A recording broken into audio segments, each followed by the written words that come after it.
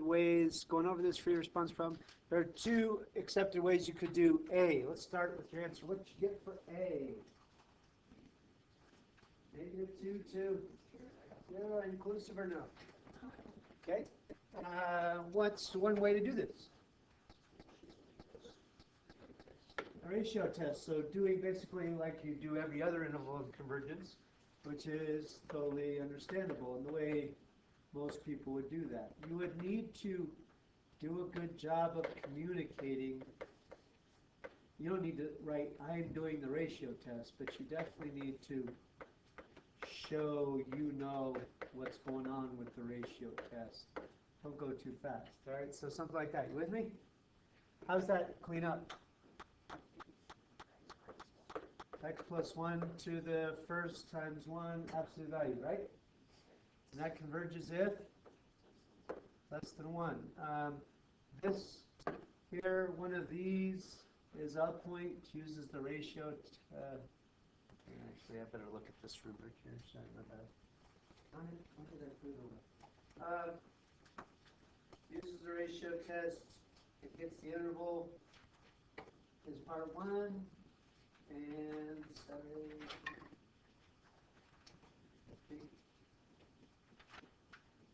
okay. Sets up the limit of the ratio. Okay, so did you do one of those two steps? That's one point. Did you get to this step? That's another point. That's easy. And then finally, the hard part is, did you isolate the interval, which is to say x plus 1 is between 1 and -1. Solve for x between -2 and 0, and then do the endpoint check. Now here's where, looking at your homework, some of you might have been cutting some corners here. Some of you do not go anywhere near enough specifics when you look at endpoints. You might say x equals -2, converge because blah. That's not enough. You need to actually show what does the series look like when you put -2 in. So that then would look something like this. If I put -2 in, then the series is -1 to the n. Show, hey, this is what the series looks like when -2 is in. Then do a convergence problem. Make it look like all those convergence problems we did before. Does this converge or not? Diverges because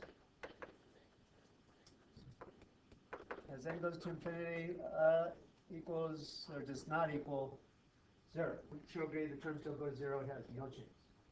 Right? I think you'll agree that the same, you have to show it, but the same is true for x equals 0. The series becomes 1 to the n. It also diverges by the same reason. And therefore, the interval is -2 to 0, not inclusive. That's the third point. Are you with me on part A? Would you be interested in hearing there is another way that's a lot less work? Okay. In this case, it's also the case that you could say, what the heck, anything to the n is geometric. By definition, it is accepted fact that as long as the common ratio is less than 1, then it converges. Well, what is the common ratio here? If x plus 1, the common ratio is less than 1. Therefore, the interval is -2 to 0. And if you do it in a geometric way, you don't even have to check the endpoints, because geometric is accepted to diverge if the common ratio is 1. So you wouldn't have to do it that way. The only gotcha, though, is if you didn't say, the people that do it this way, if you don't actually say in your work, this is geometric, you don't get full credit. You would probably get 2 out of 3. Okay, so you'd have to show geometric, converges this way, and therefore, probably you would say the common ratio is cha-cha-cha. One of those two is the idea. It's 3 points. Did you get 3 out of 3? Yes. The second step you highlighted with absolute value. Yep. Is that and then the -1 is less than 1? If you only had this, not that, you'd be okay. But you should have that. The reason is this is what tells the person the radius of convergence, and so you don't want to go too fast. Okay. Slow yourself. All right, B is the one that stumps people sometimes, not always. So, I don't know about you, I did not, I missed this the first time, part B. I got an 8 on this question. I read this, the power series is series for f about x equal -1. Okay, find the sum of the series. So I said, all right, so that means I need to add this. Does that mean I should put in -1? What are you talking about? What does that add to? Should I be getting a no? I didn't know what the heck was going on. So, I got confused and I failed. So, what is the key though is this. If, can anybody get this problem? What'd you get for an answer? 1? I don't remember actually. We'll see in a sec. Oh no, that's not the one. Sorry. Good try. Okay. So here's the deal. It says find the sum. It doesn't say approximate the sum. It says find the sum. Now in infinite series, there are 2 times when you actually find a sum. What are they? Geometric or telescopic. Okay, those are the only times you say it. The infinite sum is 8 or whatever. Now, that said, you are never going to say the infinite sum here is any number because x isn't known. And if x isn't known, can you say the sum is some number? No. So when they say find the sum, you're really saying the sum is this function of x. That's what you're shooting for. Now then, if it's geometric, how do you find the sum of the geometric? A initial over 1 minus r. What's A initial? 1. What is the common ratio? X plus 1. And therefore, this simplifies to -1 over x. Now, I saw it in a geometric way when I finally saw it. But somebody in the last class said, I didn't look at it in a geometric way. I looked at that as a famous series. What is this like? What series is this like? 1 over 1 minus x, but instead of x going in, what's going in? 1 over 1 minus x plus 1. So either way, it's -1 over x, whether you look at it as one of the famous series with 1 plus x instead, or geometric with the common ratio as x plus 1. That's how you get there. Now the problem with that then is if you didn't get B, then C's a bit of a pickle. C, actually I don't think I got a 8 even. I think I got a 6 on this the first time. So C, it said let G be the function defined by this. Find the value of G of -1/2. Now we've done problems like this week. And I read it as, oh, so I just have the series for f, so they must want the series for g. So I did this. -1 to x of series of f with t in it. I started going about my happy way, integrating, right? Now, that's peachy keen, but that, that's then eventually the x plus, this would go to x plus 1 squared over 2, plus x plus 1 cubed over 3, and so on, right? They say find the sum of g at -1/2. They didn't say approximate the sum. They said find the value, not approximate. So that to me says, wait a second, this series should be geometric. It's definitely not approximate, right? Is it geometric? From here to here, did you only multiply by a factor, or did it change in some other fashion? Yeah, so this is not geometric. At that then, I ran into a brick wall and I said, well, I must have done something wrong. Well, the problem is the question never read like earlier in the week. Earlier in the week, the question said, hey, G is this integral defined function. Find the series for G, blah, blah, blah, blah. That's what the earlier one said. Does this say find the series for G? No, it says find the value for G. Now that's exact. So that is all wrong. Instead, you had to use the fact that if f is -1 over x, then g is the integral from, was it from -1 to? -1 to x of -1 over t dt, yeah? If I integrate that, then that means the negative natural log of the absolute value of t from -1 to x which is the negative natural log of the absolute value of x plus the log of negative 1 absolute value. All said then, this g is negative natural log of the absolute value of x. Sweet! Therefore, g of negative 1/2 is the opposite of the log of the absolute value of negative 1/2, which you could leave. If you cleaned it up, you could also show it equals log of 2 if you wanted to. Anything equivalent is fine. You with me? Could you just put in the negative 1/2 initially for x and just integrate 1 over x? Yes. Maybe that would have been easier. So you're saying you didn't integrate indefinitely, then find the half. You said g of negative 1/2. Did they say find g, or did they say, no, you're right. So, yeah, I think you're good. Negative 1 to negative 1/2 of negative 1 over, yeah, that would be fun. They didn't say find general g, so I don't see why not. Yeah, that would work. B was only worth 1 point, sorry. C was worth, C was worth 2, 1 for the antiderivative.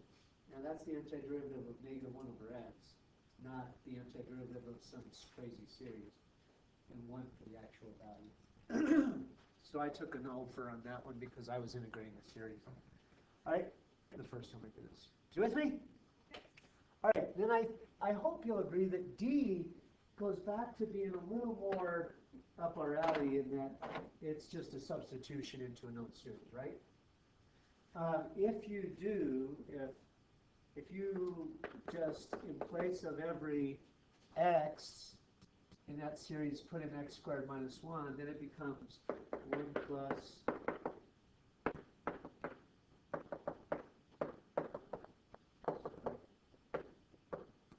it becomes something like x squared minus 1 plus 1, x squared minus 1 plus 1, x squared minus 1 plus 1. And so it cleans up to a big fat 1 plus x squared plus x to the 4th plus x to the 6th. What's the general term? X to the 2n, it's an even pattern, once x squared. Did you see that? Oh, my smart software just shut down. My smart slides just went away. What happened?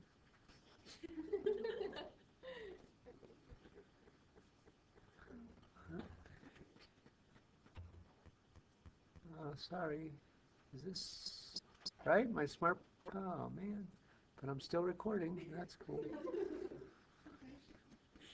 Doggone it. What the heck? Ghost in the machine. All right, sorry. So, when you then put in, I can't remember, I think you put a half in, is that right? Yeah. Okay, would you agree that it becomes a geometric series? Yeah. With a first term of 1 still? Yeah. What's the common ratio though? Is it a half or a fourth? It's a fourth. Okay. So that sum, yeah, darn right you cracked. The sum then should be 1 over 1 minus a fourth. There we go. All right.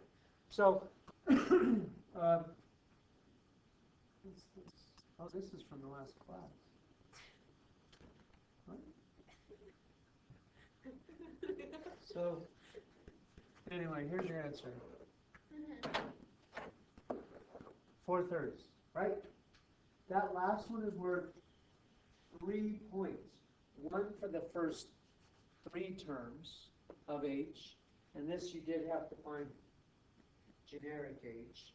1 for the general term of generic h, and then 1 for the estimate or tying this to geometric. Now you can see if you didn't see the geometric throughout here, you probably took a wash from this. You maybe got 4 or 5.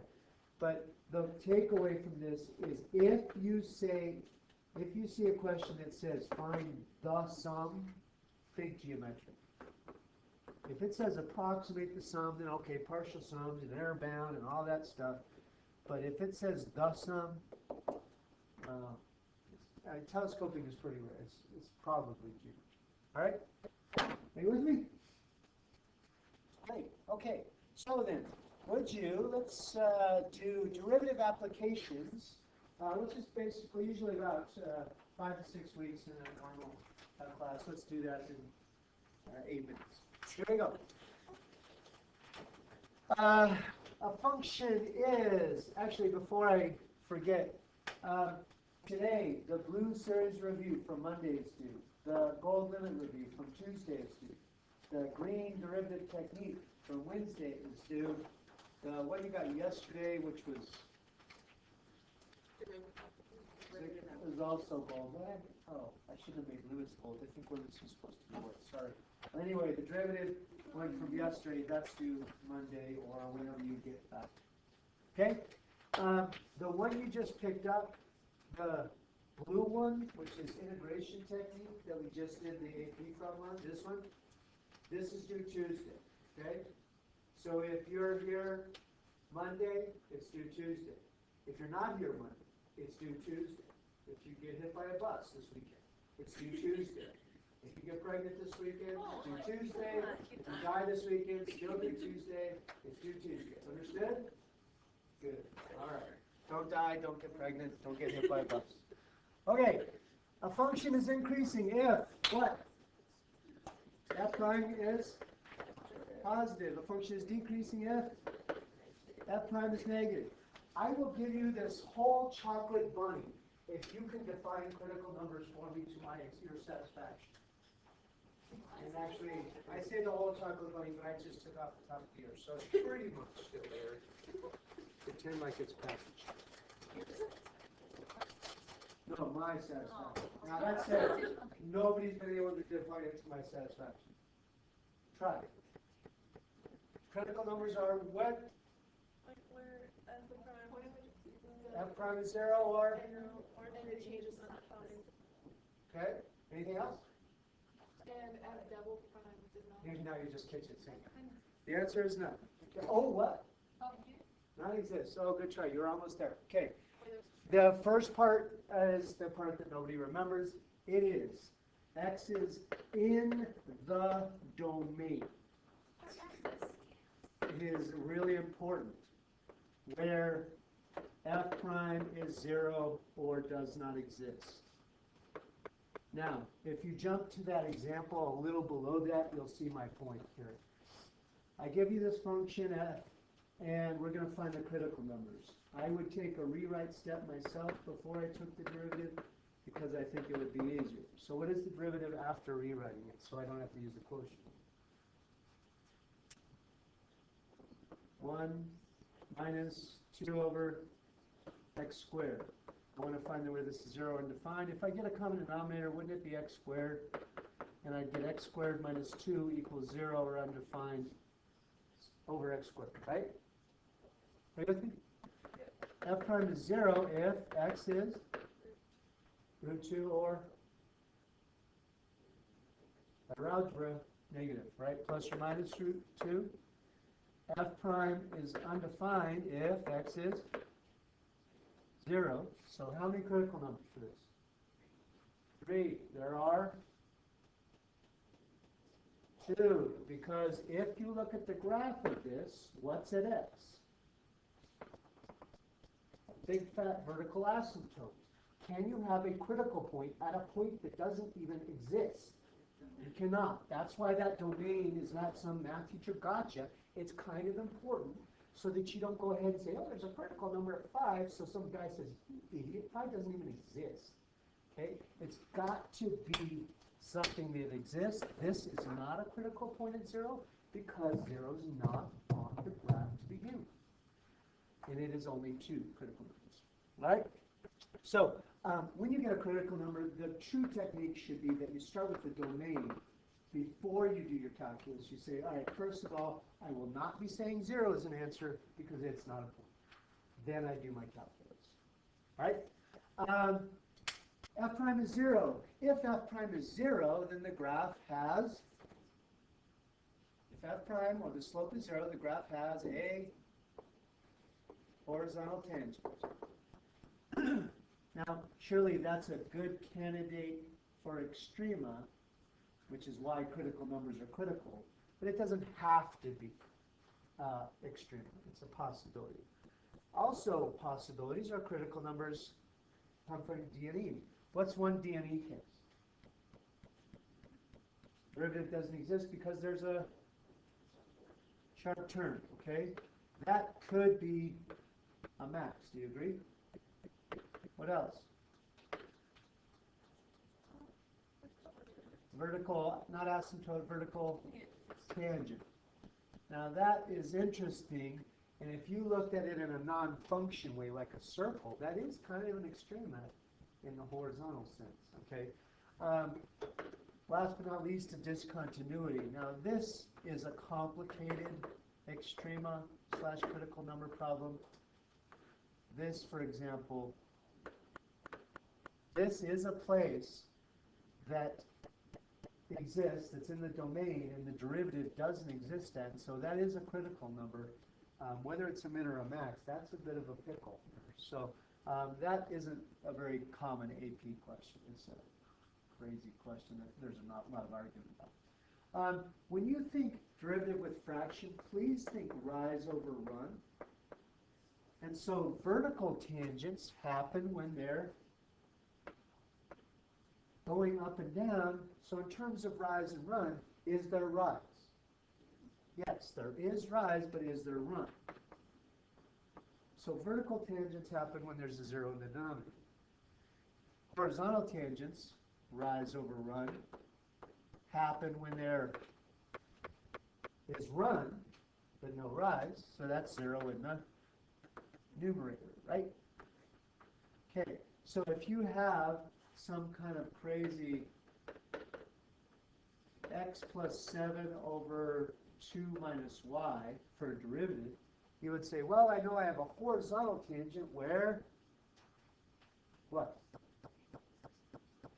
Where would there be horizontal where x is negative 7 or where y is 2? Horizontal is the top equals 0 or the bottom equals 0. Think rise over run. Top. And so you'd say you have a horizontal tangent at x equal negative 7. And there's a vertical tangent where y equals 2. Okay? Relative extrema by the first derivative test. Please read carefully. Relative and local are used interchangeably on the AP test and basically everywhere. People use both. Okay? Read carefully so as you don't confuse relative with absolute. They're different approaches. Relative is, hey, the derivative goes negative to positive, so there's a local max there. Absolute is, could be, the greatest possible point could be an endpoint or a critical number, and I got to do all that. That's later in the notes. So make sure you read carefully, otherwise you'll go off in the wrong direction. Critical numbers, we're not going to get there. That'll do. Okay. I'll finish notes on Monday, and I'll probably try and do the integration techniques notes on Monday. I'll record the lesson. Have a super weekend. You're going to have so much fun. Hey, come. About time you slobs look nice. Am I right?